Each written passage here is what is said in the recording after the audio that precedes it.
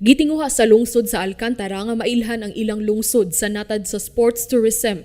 Apil na ang lalawigan sa Sugbo, pinaagi sa ilang pag-host sa Basketball Visayas Leg sa Pilipinas Vismin Super Cup nga gisugdan kaniadtong Biyernes, Abril 9.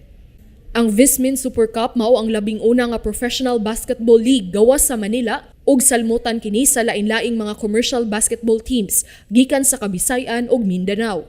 Ang lungsod sa Alcantara sa habagatang kasadpan sa Sugbo mao ang napili sa Vismin Super Cup nga host sa Visayas Leg niini. Alcantara is a fifth-class municipality and we are very much lucky to hold such a big event. And it is a professional league and its impact on the economy and tourism, especially for Alcantara. Our objective and vision for Alcantara is sports tourism, and it coins the vision, and it is a realization of the vision, our vision as Alcantarahanans, to promote sports tourism.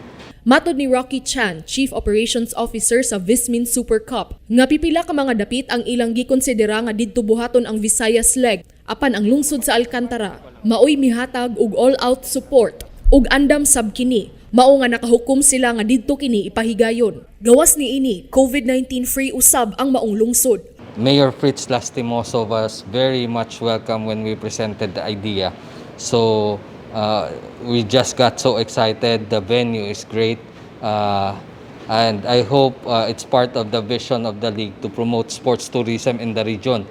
Og tungod sa pandemya, istrikto nga ipatuman ang health protocols o guidelines nga gi-issue sa Games and Amusement Board og Interagency Task Force sa pagpahigayon og sports league. We have come up with a bubble concept in which the players would just be from the venue to their accommodation, and they are not allowed to go out, so they are just in their billeting facilities. Gipaubos usab daan sa antigen test ang mga magduduwa ug matag resort accommodation. Usa lang ka team ang nag-star. Dugang panityan nga kun adunay mulapas sa maong balaod, mobayad og penalty ang team ug papaulion ang player o ang kinsa man nga nakalapas. Aktibo usab ang local risk reduction team ug kapulisan sa Alcantara sa pagpatuman sa guidelines. Ang maong liga nakadawat usab sa suporta ni Gobernador Gwendolyn Garcia.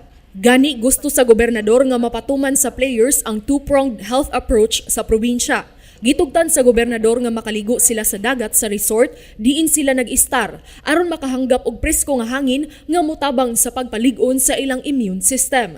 7 ka teams ang magsangka sa liga nga mao ang Siquijor Mystics, Bohol Mariners, Mandawi KCS Computer Solutions, Talisay MJS Zenith, Tabogon Voyagers, Lapu-Lapu ARQ Builders ug Dumaguete Warriors.